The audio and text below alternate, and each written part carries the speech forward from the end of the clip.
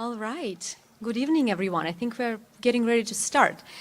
So, on behalf of the Russian Studies program and all of the sponsors of tonight's event, definitely welcome to this talk tonight. My name is Olga Mistropova.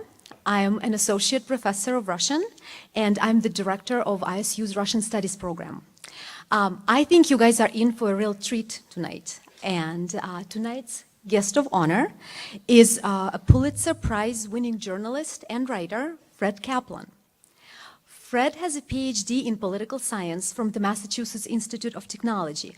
Originally, he is actually from the Midwest. In fact, as I found out today, his mom is actually from Des Moines. He himself is from Kansas. That's where he grew up. He then did his undergraduate work in the Oberlin College. So he definitely has a connection to Midwest. Currently, Fred writes a weekly war stories column for the Slate magazine. You probably read in his bio that he has also written for other publications such as the Boston Globe, the New York Times, the Atlantic, the New Yorker, Time magazine, and Foreign Affairs. Fred is also the author of several books, including his most recent volume entitled Dark Territory: The Secret History of Cyber War. Now, I should also mention that after the talk, two of his books will be for purchase, and Fred will be signing them. So make sure to stay around for a little bit and get his autograph. Another thing I would like to mention is the sponsors of tonight's lecture. Without them, this event really would not have been possible. So here are the sponsors, very long list. The College of Engineering, the College of Liberal Arts and Sciences, Greenlee School of Journalism and Communication, Departments of Computer Science, Electrical and Computer Engineering, Department of History, Department of Political Science, Department of World Languages and Cultures, the International Studies Program, the Russian Studies Program, the World Affairs Series, and the Committee on Lectures funded by student government. Like I said, long list.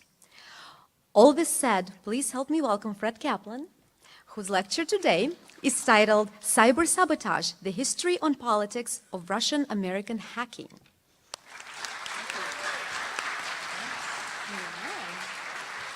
Wow.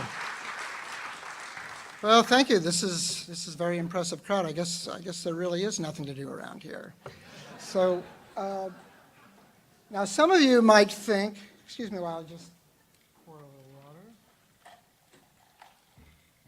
Some of you might think that this is a brand new topic, cyber war, cyber security. In fact, it's as old as the internet itself. It's embedded in the technology. Back in 1967, so 50 years ago, when something called the ARPANET was about to go up, this was the prelude to the internet. It was a military project to allow labs to talk with each other, scientists at labs to share their research. There was a man named Willis Ware. He was the director of the computer science department at the RAND Corporation. He'd worked on some of the first computers with John von Neumann. He was also, though he didn't say much about this at the time, on the scientific advisory board of the National Security Agency. And he wrote a paper, and it was secret at the time, but it's been declassified since. You can look at it. It's fascinating, prescient.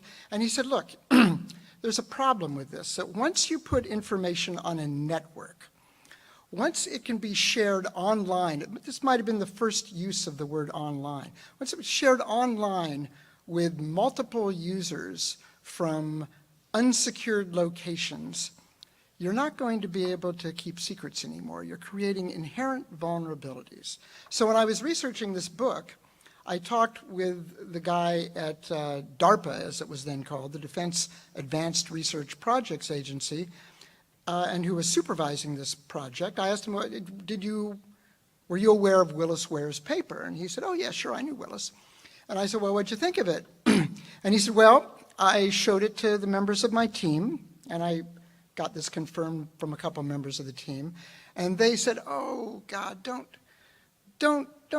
saddle us with a security requirement. Look how hard it was just to do what we've done. I mean, it's like telling the Wright brothers that their first plane had to carry 20 passengers for 50 miles. Let's take this one step at a time. The Russians won't have anything like this for decades. And it was true. It took 2.5, 3 decades before the Russians had anything. But in the meantime, whole systems and networks had grown up with no provisions for security whatsoever. So I view this as sort of the bitten apple in the digital Garden of Eden. It was there from the beginning. It was part of the technology. If you wanted to get rid of cyber vulnerabilities now, you would have to start all over. And then I'm going to tell you a story, but let me just jump ahead to the year 2013, when there was a report by a panel of the Defense Science Board on cybersecurity as a military factor, the threat. And it concluded that it talked about the inherent fragility of our architecture, the inherent fragility of our architecture. In other words, they were saying, this is vulnerable. There's not much you can do about it. So hearkening back to the Willis Ware paper of nearly a half century earlier, but now, of course, it's spread throughout our entire society. And if you talk to people in the Pentagon now about this problem, I mean, they still talk about ways to make cyber systems more secure, just as, you might protect your house by better locks. But they also realize that, look, if somebody with the resources and wherewithal wants to get in, they're going to get in. They're going to get in. And so what they talk about now, the buzzwords these days are deterrence, detection, and resilience. Deterrence, they haven't really figured out what that means. What are they trying to deter? What kind of attacks? How do you do that? Detection, the idea is, if somebody does get in, make sure that you know it right away. In the commercial enterprises, studies have shown that the average amount of time that an intruder is in a system before the company realizes that is 7 months. So you can steal a lot of stuff in 7 months. And then resilience. If they do get in and cause damage, be able to kick them out and repair the damage very quickly.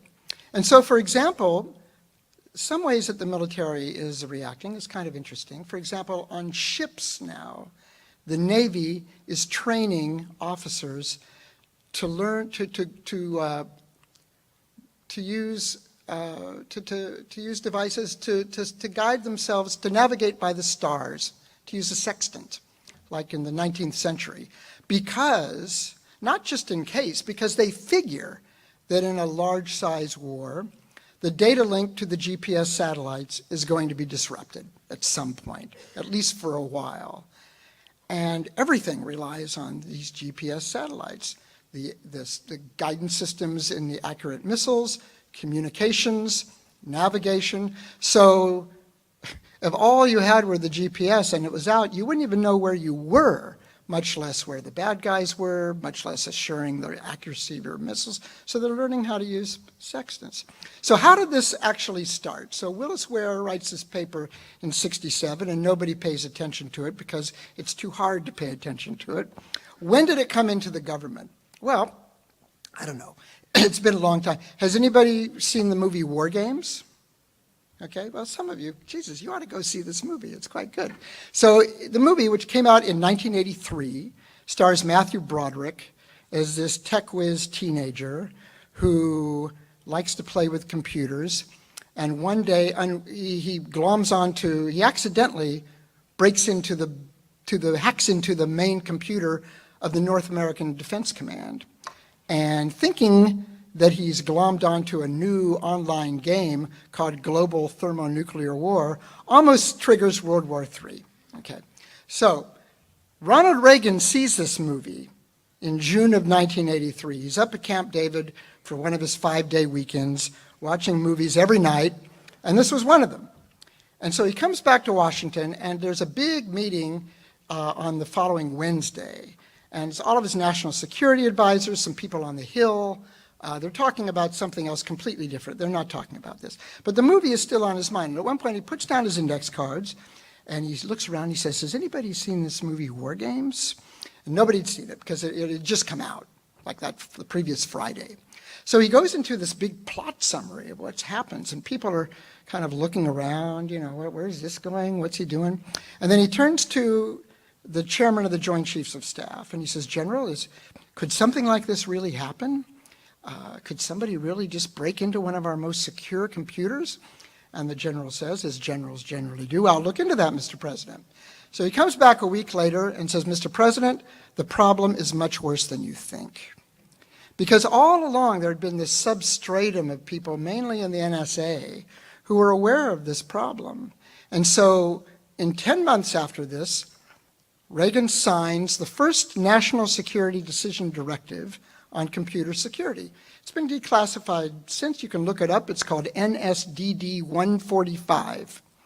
And you will find, if you look it up, that it reads exactly the same as many documents and stories that you're reading now. This is in 1984.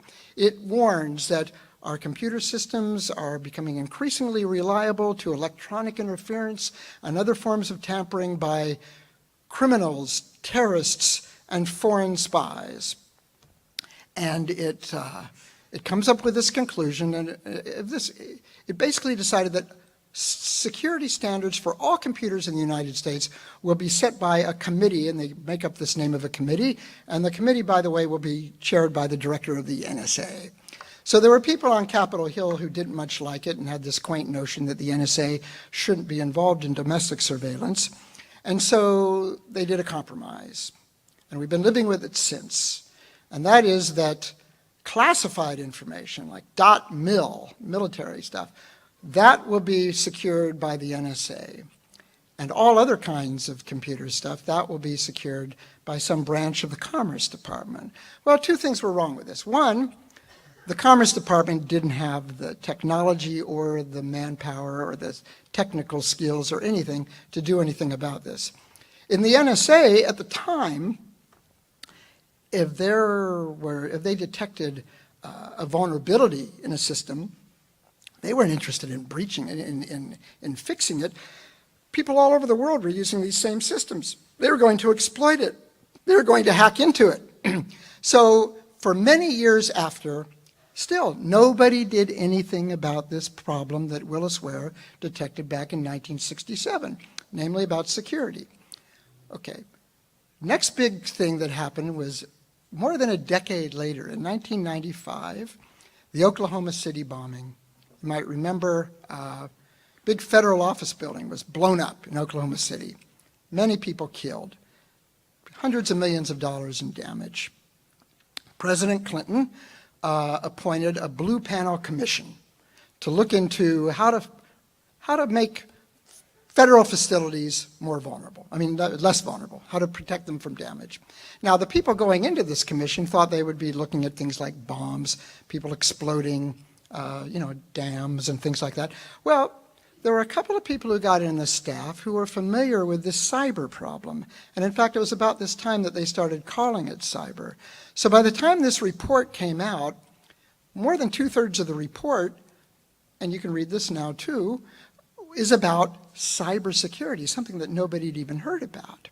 And they were particularly talking about the vulnerability of what they called critical infrastructure, things without which a modern society can't function. Communications, banking and finance, energy grids, waterways, dams, stuff like this. Because what had happened, without anybody even knowing about it, everybody knows about it now, but about the time the internet really started going, industries decided, this is great, let's put everything up on the net. You get things in the mail like, join our smart grid. Well, what is a smart grid? It means it's a long grid, and there are sensors that detect the movement of electrical power, and if there's a shortage over here and a surplus over there, it'll automatically reroute the power from one place to another, and it saves money on manpower. It's very efficient. It's a great idea. And one thing that nobody knew while they were doing it is that this stuff is vulnerable to hacking. All of it was vulnerable to hacking, and that was the conclusion of this report. Still nothing happened. Why? Because, well, in the United States, all these critical infrastructure companies are owned by private corporations. And they didn't want to go to the trouble because it's very expensive to fix this kind of stuff. Then, right after this Blue Panel Commission, there was another dramatic development, which, again, nobody has really written about until recently because it was all classified. But there was a guy he was a 3-star Air Force general named Ken Minahan, and he had just become the director of the NSA, and he had been the director of something called the Air Force Information Warfare Center, which was very familiar with the vulnerability of computer systems, and he couldn't get anybody interested. I mean, think about this. This is back in 1996, 7. Most people in the military had never used a computer, especially generals. Most people, the president, the secretary of defense, these people had never used a computer. So this seemed like a sideshow. So he decided to do an exercise. And he got this legally approved and everything, that basically a red team in the NSA, 25 hackers, professional elite hackers in the NSA, would hack into the entire Defense Department network. And nobody knew about it, except the Secretary of Defense approved it, some lawyers talked about how to do it, and one of the provisions, for example, was, okay, you guys cannot use your top secret signals intelligence stuff. You've got to use commercially available equipment. You know, you can't hack into Americans, even for this kind of purpose, with your top secret stuff. So they went out and bought some stuff from Radio Shack or whatever, and they did this, and they'd set aside 2 weeks for this exercise to go forth. Within 4 days, they had hacked into everything, including the National Military Command Center, which is the link between the Secretary of Defense and the President of the United States in time of war. In some cases, they just kind of left a marker, like, Kilroy was here. In other cases, they messed with stuff. They intercepted emails, they sent phony emails, they messed with the commanders' heads. This is what information warfare is. It's not just that you're getting information. You're messing with their minds. You're making a commander distrust what he's seeing, what he's hearing, making him uncertain. And almost nobody even knew that this was happening. Because again, there had been no protocols about what to do if you're hacked. There was no Defense Department guidance on this. There was no nothing. The only person who did anything there was one Marine out in the Pacific Command who realized something funny was happening with his computer, and he just unplugged it, which was about all that anybody can do. So there was a briefing of this, and people realized, oh my God, our entire system is vulnerable. What are we going to do? Well, one thing that they did, that they hooked up all the Defense Department, at least in the Pentagon, a bunch of computers. They installed intrusion detection systems, which was a fairly new technology back then. And so they do this, and what happens all of a sudden? They start detecting intrusions.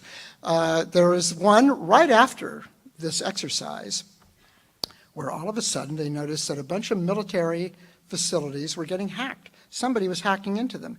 And some of these were deployment centers, and there were things going on in Iraq, so there was some suspicion this might be the Iraqis doing this. Well, turned out to be 2 kids from the California suburbs, okay?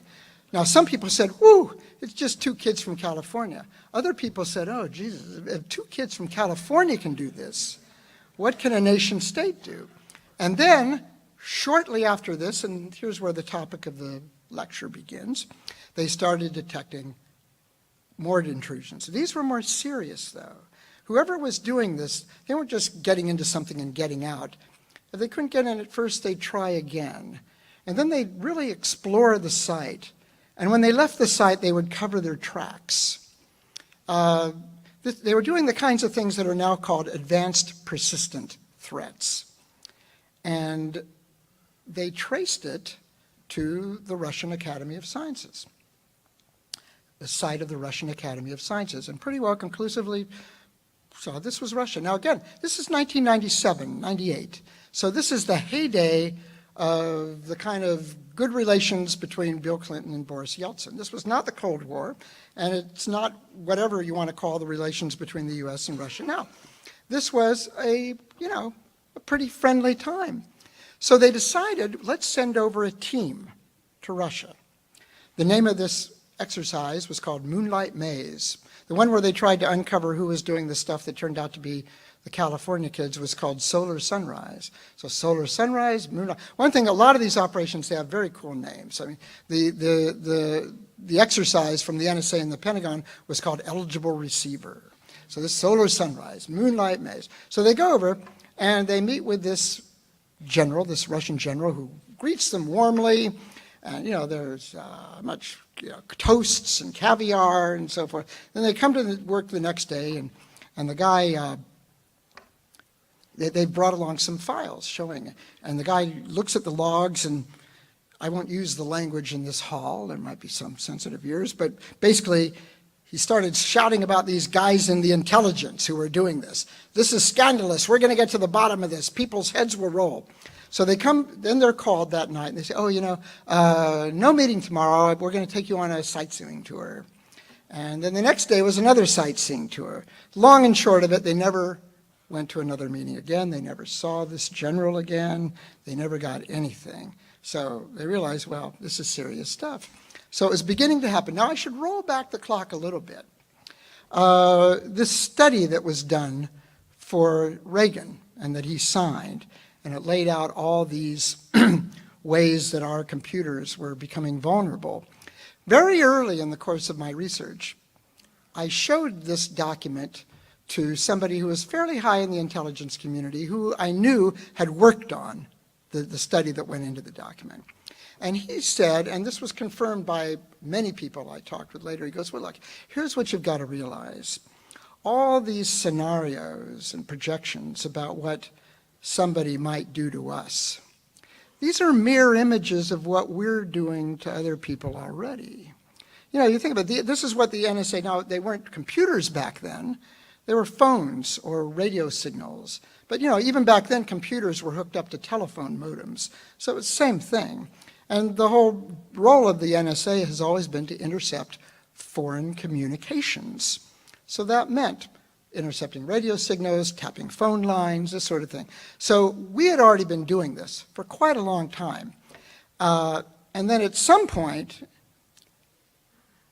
people began to think, this isn't exactly rocket science. I used to say, this isn't exactly brain surgery, but now we know that you don't really have to be very smart to be a brain surgeon.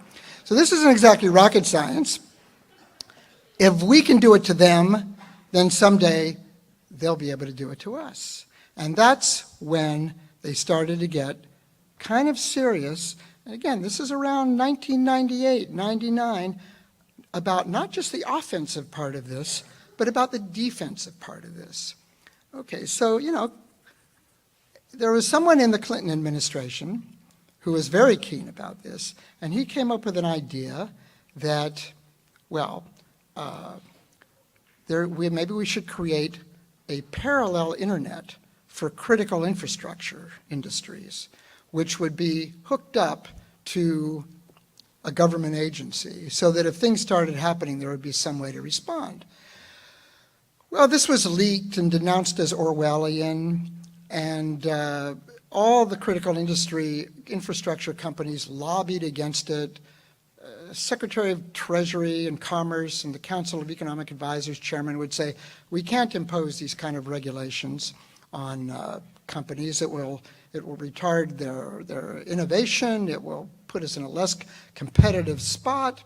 And maybe it would have, but it did not. It systematically did not address the problem. And even jumping ahead a little bit, if you look at some of the executive orders that Obama signed, which did some interesting things that hadn't been done before, still, in the middle of the executive order, it said, none of this shall be interpreted as a requirement, as a mandatory requirement.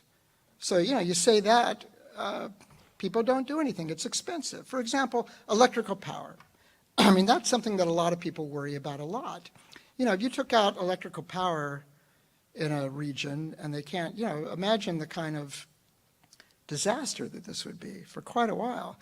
And about the same time as the Stuxnet program, which most of you probably know about, but I'll get into it in a little bit. But, during late Bush 2, they did a demonstration out at a government lab in Utah. It was called the Aurora generator test, where they took a gigantic electrical generator, weighed about 2.5 tons, and they did a demonstration to see if you could destroy this generator strictly through cyber means, not through any, wireless, not through anything hooked up by wires, not through a weapon, but whether you messed with the current in a way that just made it explode. And you can go online, do a Google search on Aurora generator test. There is a YouTube video of this thing going up in smoke within about 2 minutes. And that's when people realized, this is serious stuff here. Now, did anybody do anything about it? Well, these critical infrastructure companies, some of them have done quite a lot. For example, banking and finance. Now, why is that? What's the job of a bank? A bank, they need your money, and they also need your trust. I mean, if you're reading a newspaper article every week that your bank just lost another $100 million to a hacker, you're gonna start thinking, maybe I ought to put my money in under my mattress or something, certainly to another bank. And they also had a lot of money, so they were able to hire people who really knew what they were doing. So banks, they still get hacked all the time, and sometimes successfully, but they've also gotten pretty good at detecting this right away and repelling the intruder. And of course, your money is FDIC insured as well, so there's that. Electrical power, on the other hand, they say, well, look, what you're telling me is that I need to spend $10 million to make this generator more secure, but you're also telling me that maybe the bad guys will figure out a way around whatever it is that I've done, and then I have to spend another $10 million? And in the meantime, I've done a calculation which suggests that the cost to me of repairing the damage in the event of an attack is not much more than $10 million anyway, so why should I do this? And your executive order says that I don't have to do it. So that's kind of where we are today. Now, that was focusing on critical infrastructure. And really, again, while some industries have done something, the vulnerability, it's like an arms race. Maybe you're up here, but the offense has gone up here. So the situation really hasn't changed that much.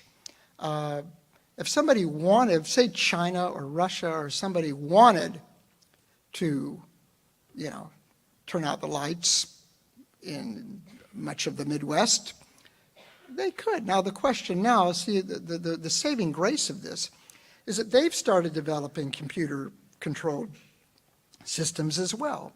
So there really is kind of a de facto mutual assured destruction state. If they do it to us, we could also do it to them. In fact, this leads to kind of an interesting point, which when around the late 90s, when all these exercises started happening, the military and the intelligence community started thinking about this in a systematic way. And they usually put acronyms on things. So thinking about the whole problem of cyber, they said, okay, there's CND, Computer Network Defense. That's pretty obvious. You work up ways to defend your computer network. There's CNA, Computer Network Attack. And by the way, that very phrase was classified until just a few years ago, the very fact that we were doing CNA. But then there's also something called CNE, Computer Network Exploitation. And that means literally to exploit the vulnerabilities in an adversary's computer systems. Now, is this offense or is it defense? It might be defense. I mean, you might say to yourself, and you might mean it, okay, we need to get inside this other guy's system so that we can tell if he's about to launch an attack on us. And, makes sense. I mean, it's like, governments have spies that try to insinuate themselves in foreign governments. Well, this is like a digital spy, in another guy's network. But the thing is, it's the same technology as computer network attack. It's the same skill sets, it's the same people doing it, it's the same way in. The only difference is that you haven't taken the final step. You're in the system, you're scoping out the guy's networks. all you haven't done yet is to attack. Maybe you're saying, well, we're just in there for defensive purposes. We're there for intelligence. We're there for espionage. But it would be as if the spy in the government, in the foreign government office, has a mini nuclear weapon in his backpack because he can become a saboteur at a moment's notice. That's why we have this ambiguous situation now. You know, and here I'm going to get into the whole business of the Russians and us today. You know, and the Chinese too. When the Chinese hacked into the Office of Personnel Management's servers and, you know, swiped the records of millions of federal workers, General James Clapper, the Director of National Intelligence, was asked at a congressional hearing, what are we going to do about this cyber attack by the Chinese? And he said, in a moment of quite refreshing frankness, he said, well, I don't know if this is really an attack. It's more like an act of espionage, similar to things that we do, which was kind of, you know, a lot of people raised their eyebrows. So what about what the Russians are doing these days? Now look, in the past, you know, in the 2008 elections, it was revealed that China was hacking into the websites of the Obama campaign and the McCain campaign. But basically, that was espionage. They wanted to know who these guys were, what their position papers were, who were the important people, where were they going, what were they meeting. You know, that happens all the time. What the Russians were doing in the 2016 campaign and what they are doing now in the campaigns in France and the elections forthcoming in Germany is something a little bit different and crucially different. They are hacking into the various, you know, servers and emails and other things that the campaigns were doing. And by the way, not using really advanced technology. I mean, the Clinton campaign gave up most of the emails through pretty simple phishing operation. You know, somebody sent an email that looked innocuous and there was something to download, and he pushed download, and he downloaded a piece of malware which hauled off all of their email. This isn't, you don't need to be a nation state to do something like that. But then what they did, and you know, I'm not revealing anything new here, this has all been reported about many times, but I'm just drawing the distinction, was that they cherry-picked this intelligence and funneled it back into the United States as part of an information warfare campaign to influence the American election. And they did this. It has now been revealed that they were hacking both the Democratic campaigns, Clinton's campaign and Trump's campaign, the DNC and the RNC. But you haven't seen any of the stuff from the Trump campaign or the RNC. They had a goal. The goal was to, if not help, there's some debate still. Was their intention to help elect Trump? Or did they assume that Clinton would be elected, but that they were trying to make her government as illegitimate as possible, as distrusted as possible once she got in? And is there much difference between those two things? So this is part of a vast information warfare campaign that included not just the hacking, but also, you know, the hundreds or thousands of fake news sites, some of which have been generated from people in the pay of the Russian intelligence service, as we now know. And the ultimate intent is to basically disrupt relations between the United States and Europe, fracture the European Union. I mean, it's no accident, comrade, no coincidence, comrades, that the EU is now very weak, that countries in Europe are electing people who have no affinity for the EU, who want to get rid of the EU. There were Russian-sponsored campaigns in the Brexit campaign. They're now trying to get Marine Le Pen elected in France, who is a big admirer of Putin and wants France to split away from the EU. For a while, this was Trump's motive too. We don't quite know what Trump's motive is now because he has lots of different advisors who take lots of different positions on these things, and we don't know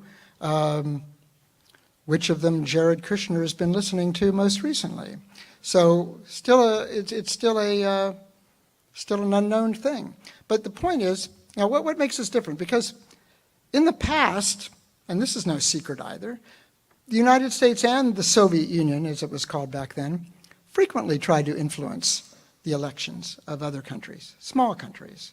I mean, there's been reports of this is standard knowledge now, but the CIA would funnel money to anti-communist parties in Greece, in Italy, shortly after World War II.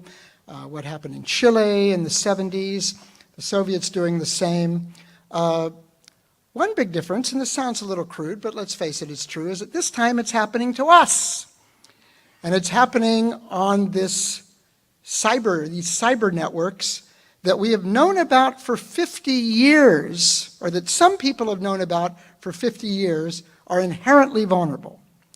And that it has been generally known for at least a decade, 15 years, by just about everybody. I mean, look, you're all here because you've been reading stories about this. And yet, nothing has been done, really, to cure this problem. Part of that is because there is no cure. But part of it is also because, look, this one person told me he was Assistant Secretary of Defense with a portfolio that included cybersecurity in the Obama administration. And early on, he was called into the office because, well, there's been a security breach.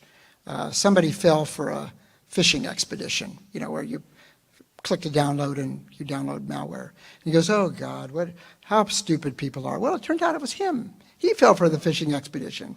And I'm sure that everybody in this room probably has fallen for some form of phishing expedition. I did once. I don't know if anything happened, but you get a note and it sounds very panicked. And I better see what's going on here. And the next thing you know, you're downloading malware, and who knows what happens to that malware. When I was working on this book, people would ask me, well, what do you do about your computer security? And I said, well, there are things that you can do. Look, most people who are coming after your stuff, they don't care about you. They're just trolling. I mean, it's kind of like what some people described the Soviets during the Cold War. These are like hotel thieves. They go around, they try a door, see if it's locked. If it's locked, they move on to the next door. They go in if it's unlocked. They're not going to spend a lot of time, getting into your Netflix account or something like that.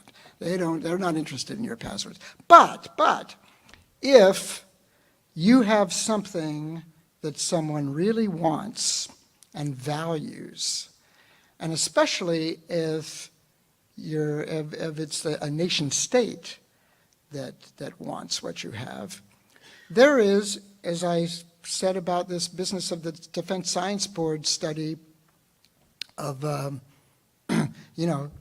inherent fragility of our architecture, there's really nothing you can do about it. They're going to get in. And so the things that you probably ought to think about are detection of this and what to do about it. Now, this is about to get much worse because, everybody here know about the Internet of Things? Whether you know it or not, you're buying devices that are hooked up to networks. If you have a smart TV, if you have a smart thermostat, if you have a car that was built in the last couple of years, there's computer networks in these things. There was an experiment done a couple years ago. It was sponsored by ARPA. Somebody took a Jeep Cherokee and basically figured out a way to hack into it remotely, strictly on computer. So it could have been done from anywhere in the world. Because what happens in a modern car, and again, this is all for the best intentions, it's to make life more convenient.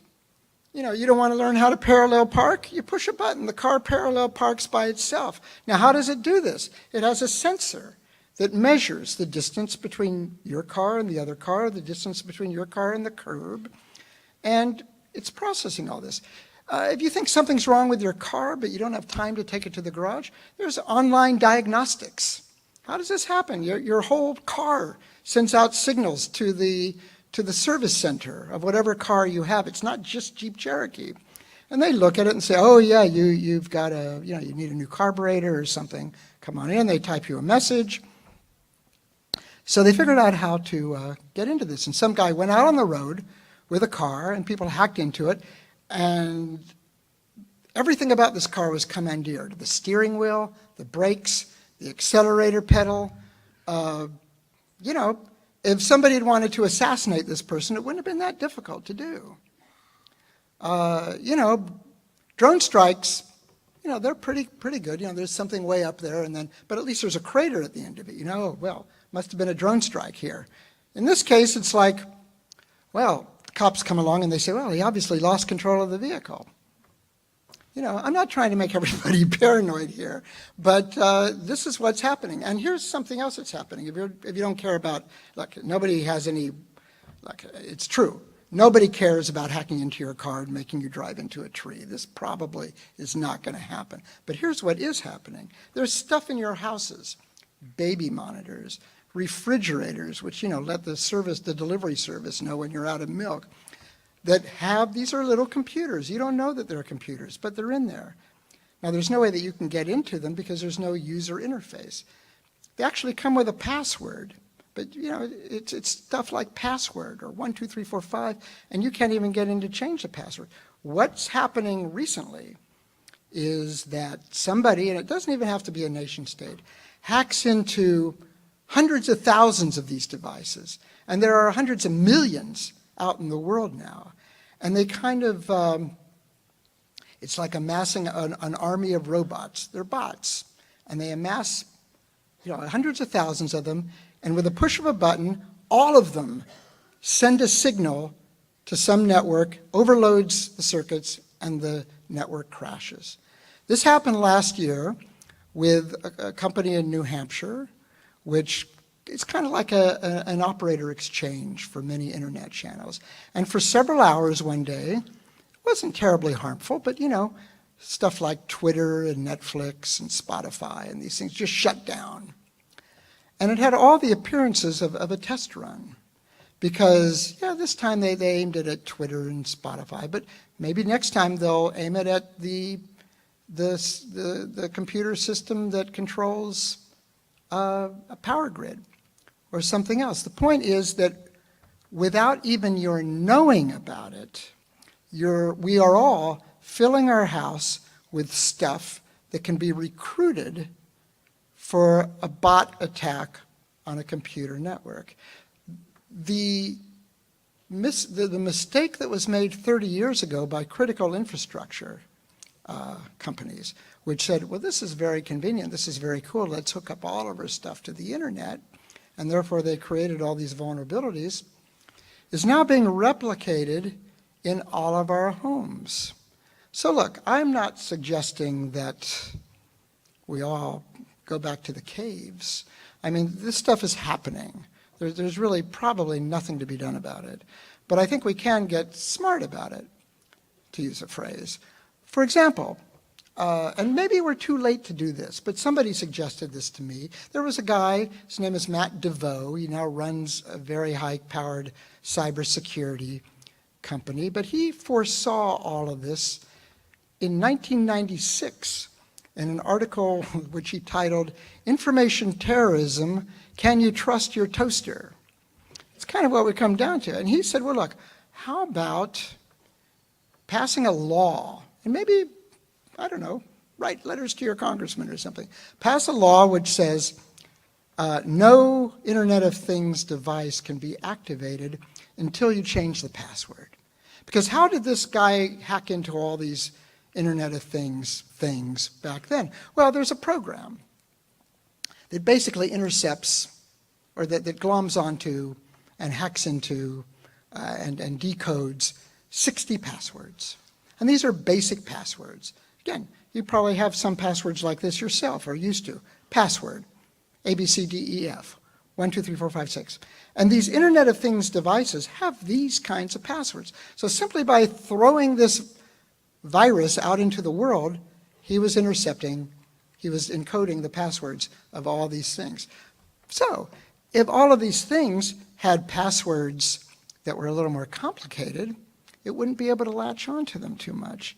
And just a simple thing like that might make an enormous difference. But again, it requires, if a company, if there were two things out at the store, you wanted to get a smart thermostat, and one of them didn't have this feature, and one of them did, and the one that did cost $2.50 more, you'd probably buy the cheaper one, because you say, oh, what does anybody care about hacking into my thermostat? Well, they don't care, but you saw Mr. Robot, probably the scene where the woman with the smart home, the hackers get into it and turn the heat up and down and turn the stereo up and down and make everything flood. Yeah, that could happen too, but that's not the danger. The danger is that we're all turning our houses into bot armies. So basically, and then I'm going to turn this over into questions and answers. We all have to become better citizens about this, because the companies aren't going to do them themselves unless there's a demand for these kinds of things. We have to become more aware of this kind of stuff. I mean, it's appalling that, 20 years into the computer revolution, something like an intrusion detection system, why isn't something like this commonly available in every version of Microsoft Windows that you buy? How come it's not a feature? Why are they leaving it out? Microsoft in particular is very sensitive about this. Every time, you get these software updates, here, click on here to close some gaps that have formed to make it. Do that right away, because it really is because they've spotted something, and this is a way to repair it. But why shouldn't we have something that tells us that our own computer is being intruded? So the point is this. This is the world that we are stuck with. It's the world that Willis Ware predicted in 1967, sorry, and that's been accelerating ever since. It is now becoming politicized. It's becoming part of our everyday lives and also a tool of international politics. Since this is partly sponsored by the Russian department, let's be clear about this. Russia is not a strong country. Their military isn't very good. It has no global reach. The only deployment that it has outside of Russia is in a thin strip of Ukraine plus Crimea and a base in Syria, which it's had for decades. Its economic system isn't anything that anyone in the world emulates. They have no appeal. Putin has tried to recreate an Eastern Bloc version of the EU. It failed. He's tried to create alliances with China. China isn't interested. But what he's very good at doing, maybe because he studied jiu-jitsu, is he exploits the weakness of the West. He can't do certain things that he would like to do. He would like to restore the old Soviet Union. He can't do that as long as the West is unified. So what he's trying to do is to shatter the unity of the West. Hillary Clinton lost the election for a lot of reasons, most of them self-inflicted. But the election was so close that you could say that any one of these reasons was crucial. And one of these reasons was a very successful information warfare campaign launched by Russia through WikiLeaks and other useful idiots or abetting partners. The same thing is happening in France. The same thing is happening in Germany. Everybody sees it while it's going on in real time. And yet, despite the awareness of this universe for decades, nobody is doing anything about it. The institutions aren't even there to do much about it. In the meantime, I'm going to say one more thing. One thing that has happened in the last 8 years is the United States set up something called U.S. Cyber Command. This is our new offensive branch of cyber war. They've now declassified. They talk openly. They don't talk about specific operations, although I do in my book, but they acknowledge that there are these offensive operations. They are attached to every combatant command that we have around the world. They look at target sets. They say, oh, well, you want to destroy this target maybe? We can do that through cyber means instead of bombs. It's there. It's part of the planning. It's a big bureaucracy. It's one of the fastest growing things in the Defense Department. It's co-located with the National Security Agency at Fort Meade. Right now, although this is about to change, it's directed by the same four-star admiral who is the director of the NSA. It's an elaborate thing, and yet, really, they don't know what they're doing. Nobody has thought through the strategy of this. Nobody knows what cyber deterrence is. You know, what is the government responsible for if a bank is hacked? Should that be any concern of the government or the military? What about 3 banks? What about 6 banks? What about a corporation? What about a power plant? You know, the very first time that an American president went on TV and I denounced and identified the origins of a cyber attack and said that he would be taking retaliatory measures at a time and in a manner of his speaking, it was when North Korea hacked into Sony Pictures. I don't think anybody saw that one coming. So what is crucial? What is something that's crucial to our survival, crucial to our values? And then what do you do about it? You know, with a nuclear weapon, you know, this is the thing. Back when Hiroshima and Nagasaki went off at the end of World War II,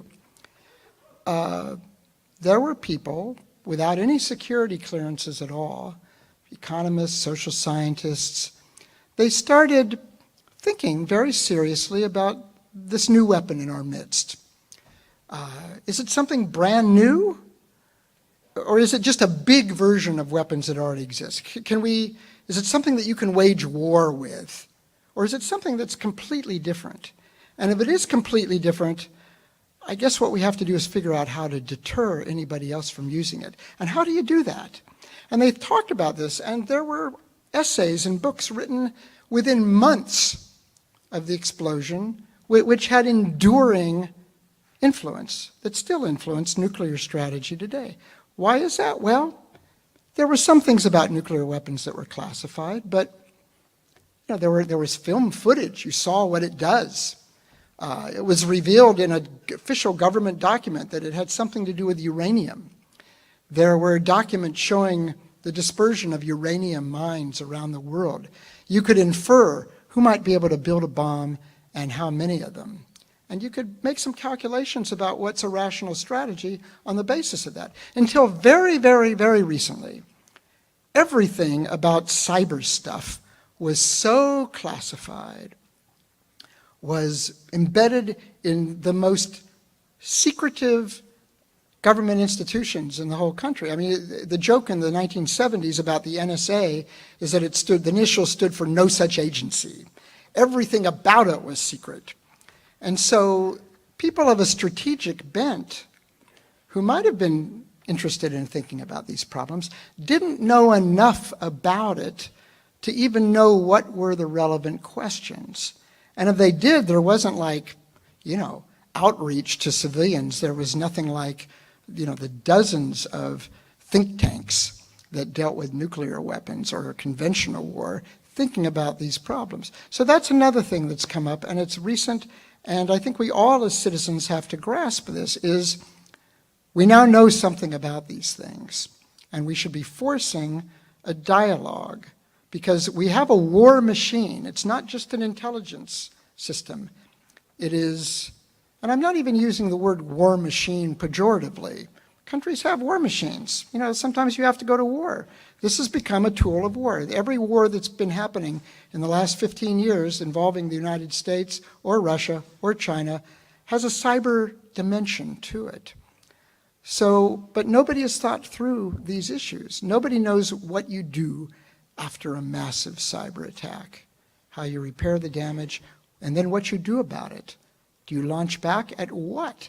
You know, if North Korea launches a cyber attack, you know, they've got about 1,000 servers in the entire country, 1,000 IP addresses in the entire country, all hooked up to one server in China. If you destroyed that, you would be doing nothing to the country because it's all offline, basically. So we are basically 50 years after Willis Ware's study at about the same point that we were with nuclear weapons at about 1948. And while there are a lot of studies on this now, they aren't very helpful. And so more people, I know there are some engineers in this audience, some policy students in the audience. If you're interested in this, then there's a lot that you can do to get involved in it, to make yourself more familiar with what's going on. And maybe you can help. It can't really be solved, but can more successfully manage this problem for our economy, for our everyday lives, and for national security in the future. Thanks very much.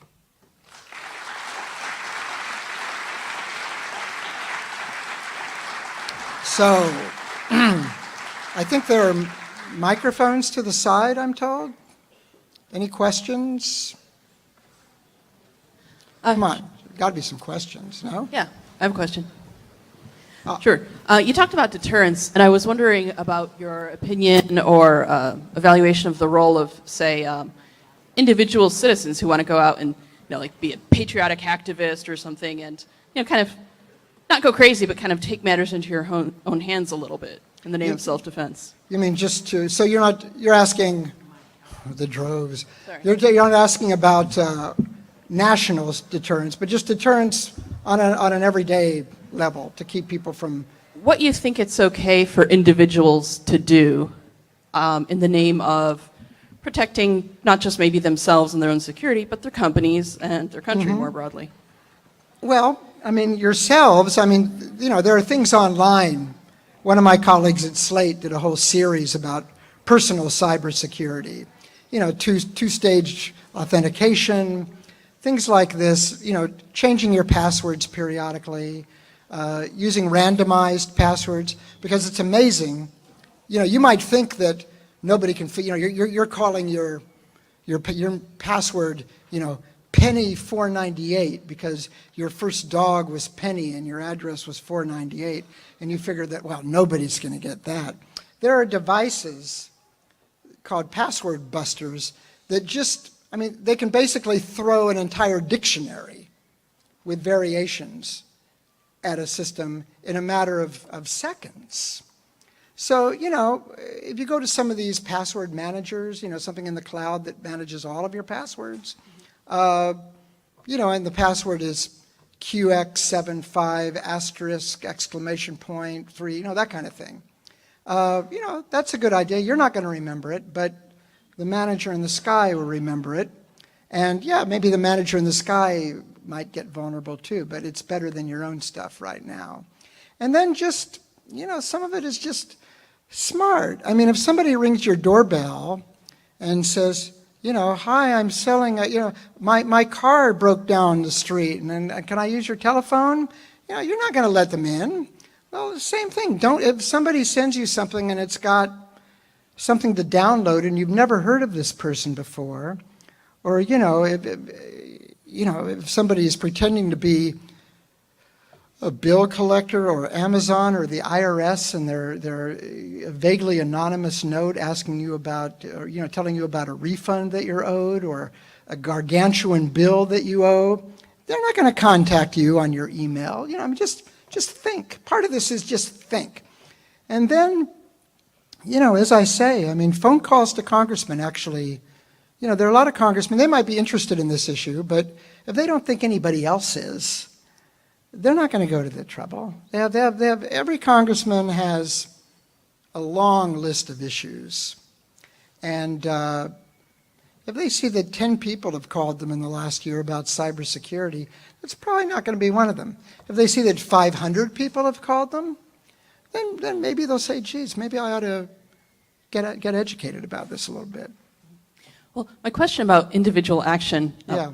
My mic wasn't on at first, so maybe you didn't hear the whole thing. It was more about hacktivism, like people who go out, take down WikiLeaks, take down jihadi sites, hack the Russian Foreign Oh. Ministry, that kind of thing. You mean individuals? Yes. What's sort of your Well, opinion you know, of there that? there are some companies which have very sophisticated cyber specialists working for them. I mean, some of them used to work for the NSA and agencies like them, and they're getting hacked all the time, and the government isn't helping them.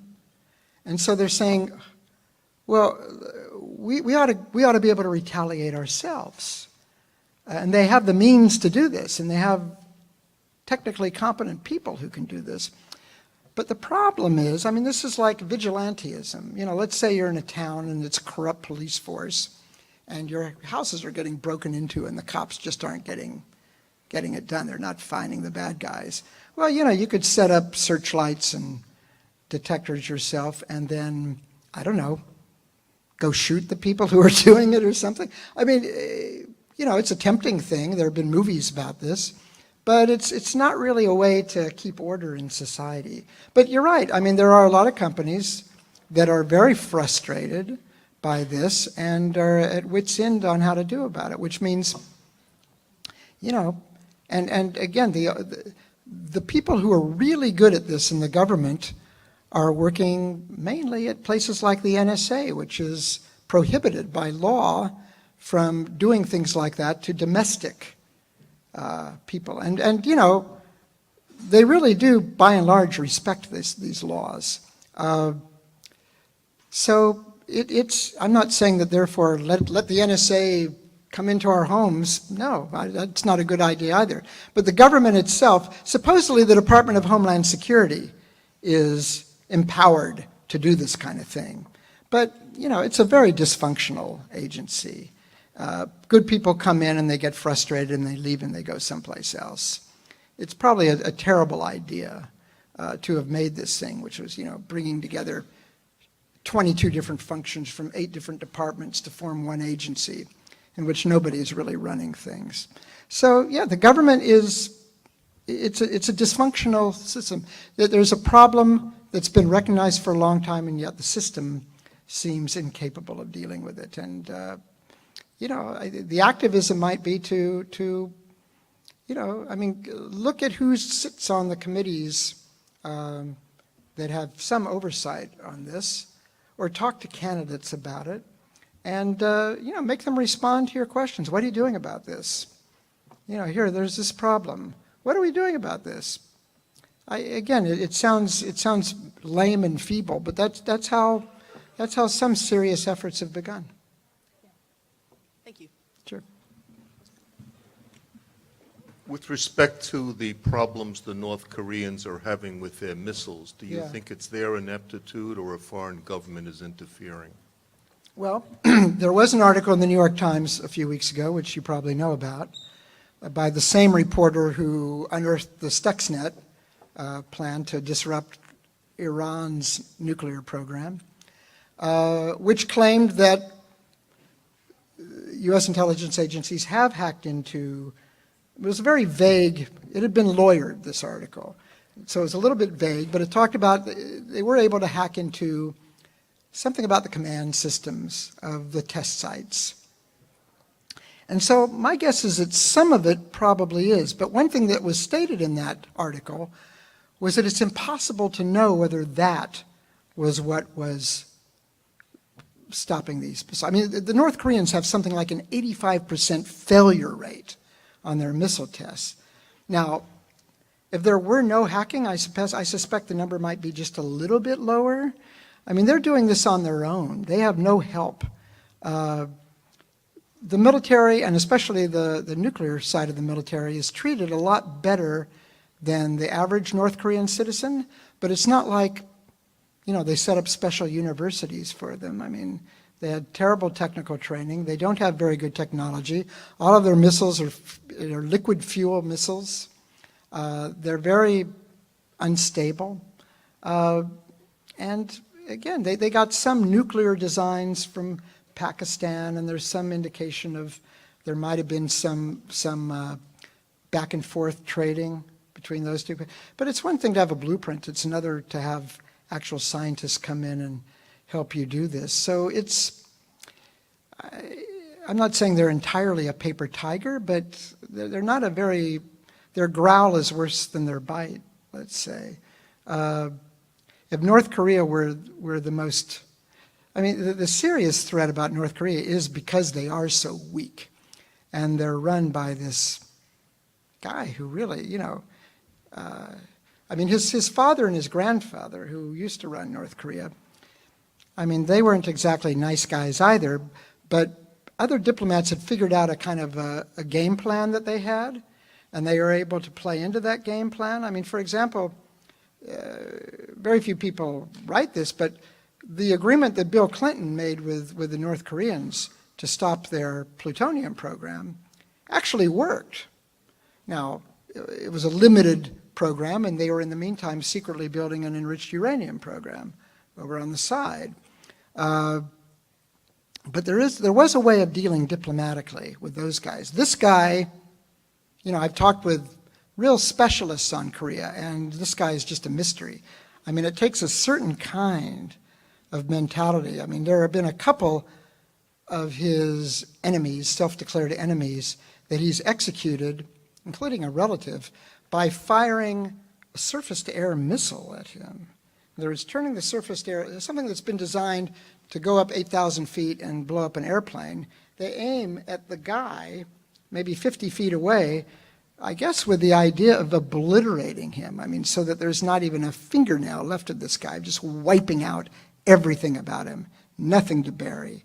But this, you know, this takes a certain kind of derangement. So it's very difficult to know what to do about this. But in terms of, I suspect there are cyber programs, but I suspect they're very limited because there isn't that much that's hooked up to a network in North Korea. So, you know, hats off if they were able to figure out how to break in at some point, but I suspect it wasn't an enduring intrusion. But I don't know anything for fact here. You know, that's just an inference. Good evening. Thanks for being here. Sure, thank you. I have a question. On January 5, 2017, there was a briefing at Congress by directors of the national security teams. Mm-hmm. One of the senators in the briefing mentioned a research that was done by a group at Carnegie Mellon University. Wait, at where? At Carnegie Mellon University. They said that since 1945, the United States has participated in the changing of at least 85 or 81 governments around the world. That includes coup. Mm-hmm. My question then is, does the United States make big deals of something that itself is engaged in? Also, is WikiLeaks a bad entity for telling people what is really happening in the world? Mm-hmm. Okay. Well, let me deal with your second question first about WikiLeaks, because I've followed that pretty carefully. In the beginning, WikiLeaks was pretty much what it said it was. They were interested in freeing information, revealing secrets about all countries, really. At some point, and I don't remember when this was, I should have looked it up before this, but at one point they were about to leak some stuff from the Russian government, and a visit was paid, and that was stopped. There were some people who left WikiLeaks soon after that because one of its leaders, who was a good friend of Julian Assange, his name was, another thing I should have looked up, Israel Shamir, who was Belarusian, was seen carting off raw intelligence data that they found to the Belarusian Interior Ministry. That's when some people started to leave. I think the conclusion is inescapable. This has been stated by CIA director and others, and I don't necessarily agree with everything that the CIA director says, but I think at this point it's indisputable that WikiLeaks is now basically an arm, or at least a converging, a better, of a hostile intelligence agency, hostile to the United States and its Western allies, and often in the service of the Russians. Julian Assange, I don't think this show is still on, but he had a show on RT, on Russia television, for which he was paid handsomely. He's given speeches to the Russian government. He has never leaked a single document that's critical of Russia. He has leaked only documents critical of the United States and specifically its intelligence allies. So I think WikiLeaks, and this is a problem that newspaper and media editors are just now coming to grips with. They'd get a stash of stuff from WikiLeaks, and it was just too juicy to resist, and it was news. So let's print it. But they're now beginning to realize, well, wait a minute, if we got similar information from, openly a foreign intelligence agency, and there was nothing in this information that, what was reported things that were illegal or harmful to the Americans that was going on. Should we be abettors of this? Should we be their enablers? I mean, it's a tough question. And how do you draw the line? As for the United States' involvement in overthrowing other countries, I mean, since the 1970s, when there were Senate hearings on malfeasance in the CIA and NSA, it's been well known that this has been going on, that we do it, and the Soviet Union has done it as well. And there is a school of thought, and I agree with it. I think Putin, whether or not it's true, I think Putin genuinely believes that, like the Orange Revolution in Ukraine was masterminded by the CIA, that other efforts to overthrow allies of his were all, the Green Revolution, the Orange Revolution, all the colored revolutions. This was a plot to overthrow Russian influence. Russian leaders have often felt a sense of encirclement, sometimes legitimately, sometimes it's just paranoia. But I think he sincerely believes this, and and this was also one of the conclusions in the briefing that you're talking about, that part of Putin's campaign against Hillary Clinton was revenge. That Bill Clinton had openly, one of his policies after the end of the Cold War was the enlargement of NATO, having countries that were part of the Warsaw Pact and right up against the Russian border join NATO. And he thinks that Hillary Clinton, as Secretary of State, had something to do with fomenting the street demonstrations against Russian control of Ukraine and pushing for the Ukraine to join the European Union. I think he seriously believes this, and some of this information warfare, I think he probably genuinely sees as giving us a taste of our own medicine. Again, I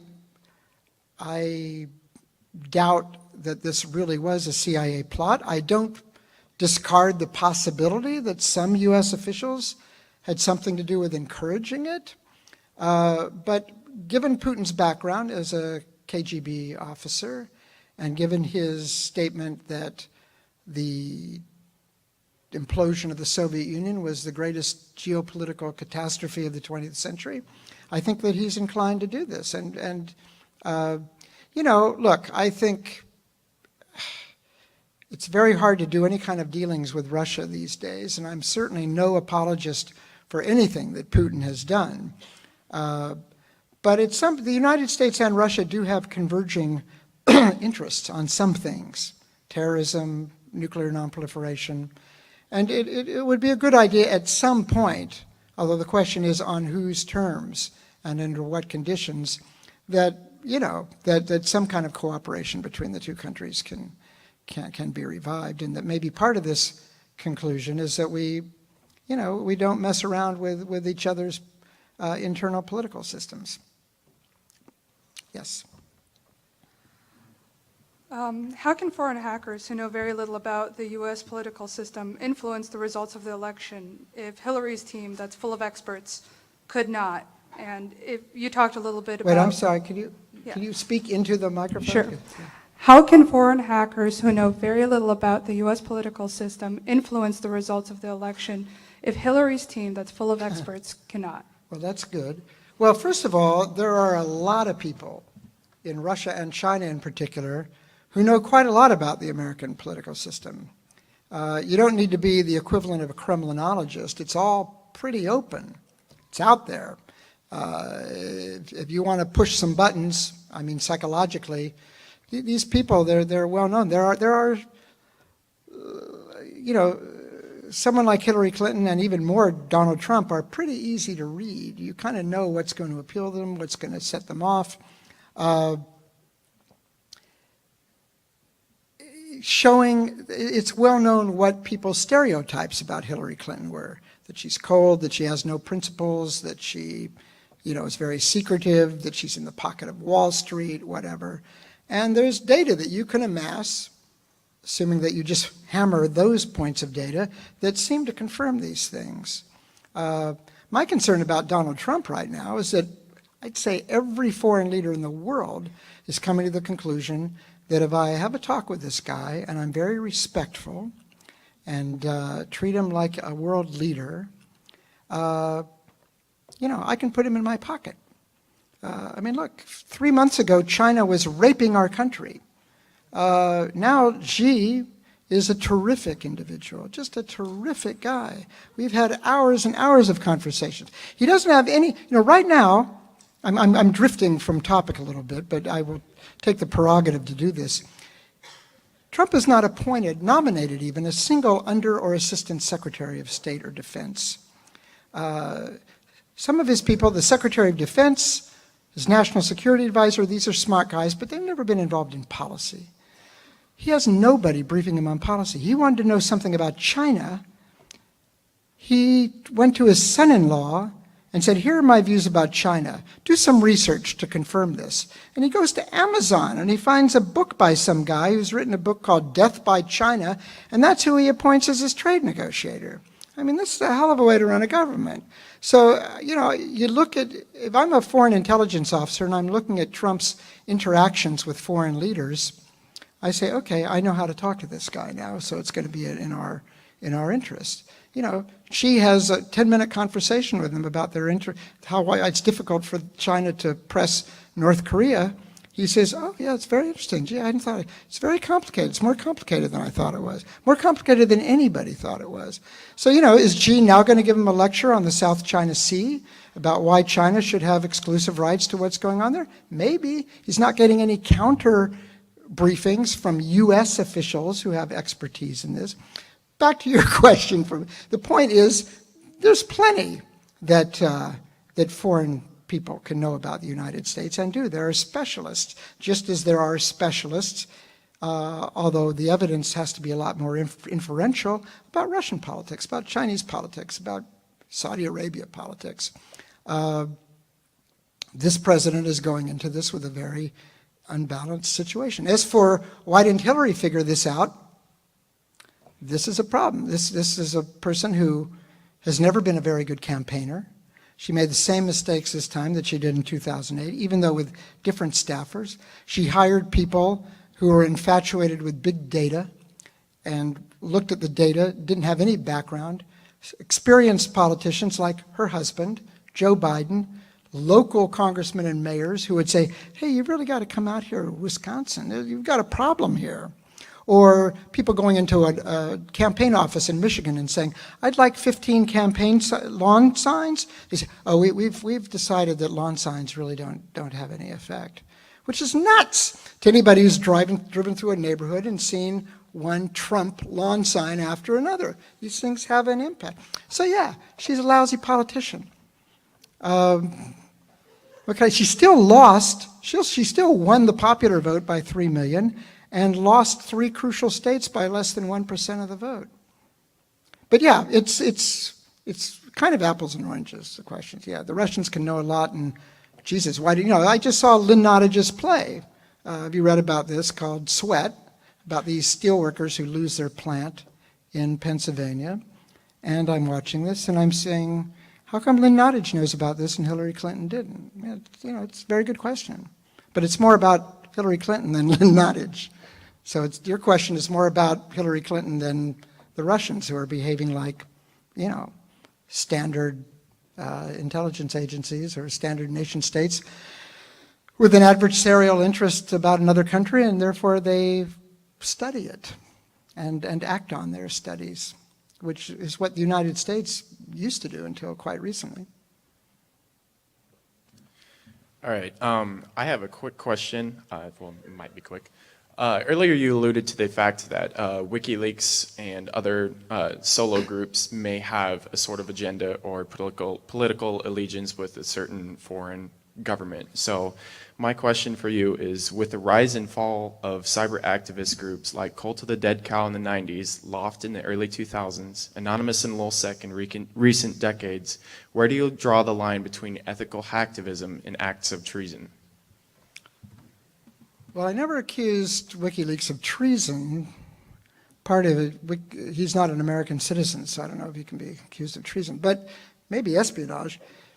It's very interesting. He makes a very interesting point. The Loft, which I write about in my book a fair amount, it's a very interesting group. One of the guys who headed Loft, who went by the name Mudge, Peter Zatko, in fact, went to work for DARPA for a while and funded the experiment showing that Jeep Cherokee and other cars like that were vulnerable for the purpose of educating car manufacturers and others, like, hey, you've got a problem here, and I'm going to demonstrate the problem.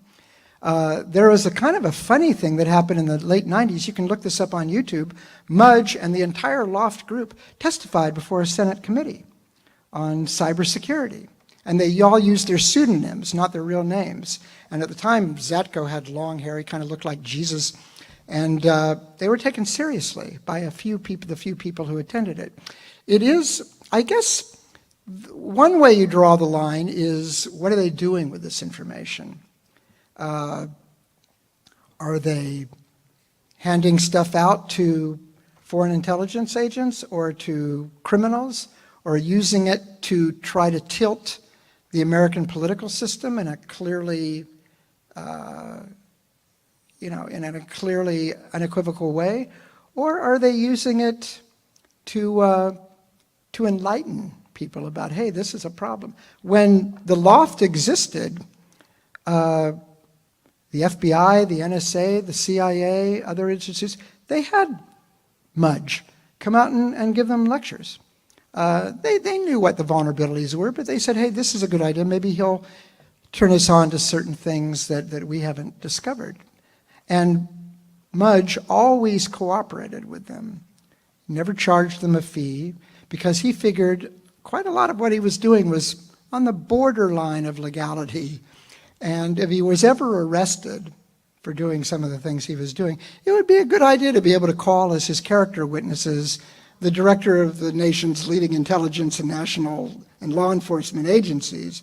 So it's a very good question, and one that a lot of people are dealing with, but I think there are certain lines that are crossed on the bad and good side of this that make the intentions clear.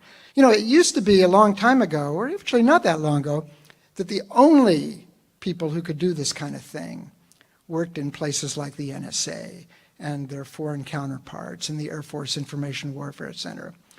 As the technology has proliferated, as in many ways commercial devices have kept pace, in some ways outpaced the top secret SIGINT stuff, this talent has spread. There are a lot of people who can do these things now. And, for example, some companies, most companies have bounty rewards. Find a vulnerability in our system that nobody else has found, and we'll give you $100,000. And so a lot of companies have sprung up. The Amazon, the Apple FBI thing. That was discovered by, okay, hey, we've come up with a way to do this. So, yeah, there's money out there. Companies, and there's a lot of people who used to work in the elite hacker divisions of the NSA and places like that still have the talents. And so this is going to happen, and used in a certain way, it's a very good thing. But yeah, it's kind of amazing. I find it kind of amazing that there aren't more black sheep like this who have used it for nefarious ends. But yeah, you can tell whether they're good or bad by what they do with it, and that is fairly detectable. But hacker is no longer an unequivocally nasty word in national security enterprises and bureaucracies, as it once was, because they understand that, well, these people, if they're so inclined, can help us. Anybody else? Up over here, sorry. I just have a quick question for you. Hacking, anything like this is a very technical field. Do you have any technical background, or is it all from a sort of historical, political standpoint? You mean like studied in college or something, or? Just, Yeah. No, I'm not very technical. Like if you were a computer scientist and you wanted to sit down with me and go over some stuff, you would very quickly discover the limits of my knowledge in that field. I had to learn a fair amount so that I could write this book. The book is not really a very technical book. It's mainly a narrative. But I had to understand some technical things to write about it. But no, I make no pretenses at being a computer engineer, a computer scientist, somebody who can design or really even understand a lot about software. I think there aren't very many people who do both,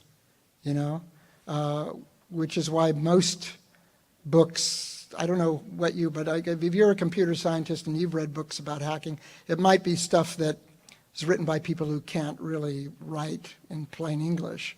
And there might be some people writing about this in plain English who don't really understand or completely misunderstand the technology. I guess I'm trying to come at both, but I'll admit to you that I'm far more on the historical, strategic.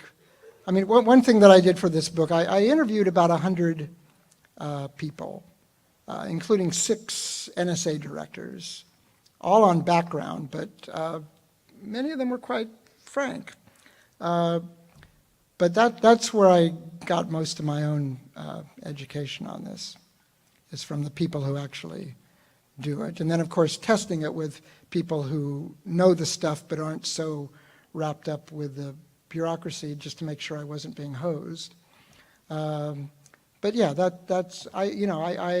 I write about foreign policy, national security politics.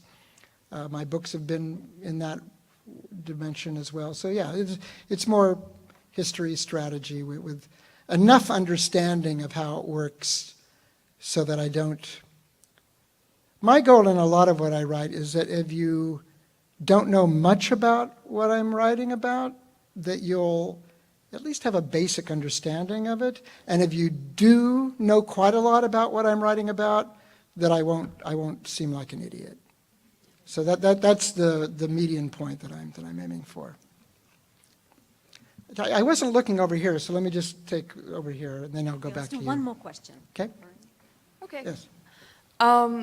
So, as someone who does have a technical cyber background, what can my friends and I in cyber do to get our point across to those who are less technical without coming across as one, alarmist, or having our cries fall on deaf ears? Or having what? Having our concerns Fall on deaf ears? Yeah. No, it's a tough one. It's a tough one. Again, there are enough, I hate to keep coming back to it, but there are people in Congress who understand this more now, at least staffers. I would say, the people who know best about what you can do on a nitty-gritty level are people like you who also read the newspaper or something, and maybe get together in groups and discuss, well, what can we do about this? Because I don't think there's been, because it's all been so wrapped up in classified information, you know, until recently, the people who know this stuff really can't get together and talk about it. Now, there's enough out there that you can, and, you know, maybe make an agenda. I find that these kinds of solution answers sound very lame, but we really are still at a very early stage of this, even though it's a problem that's been recognized for a half a century. So I guess you start where the basic things are. Yes. No question here. No questions. I was just going to say, okay, let's thank Mr. Kaplan for a wonderful talk. That's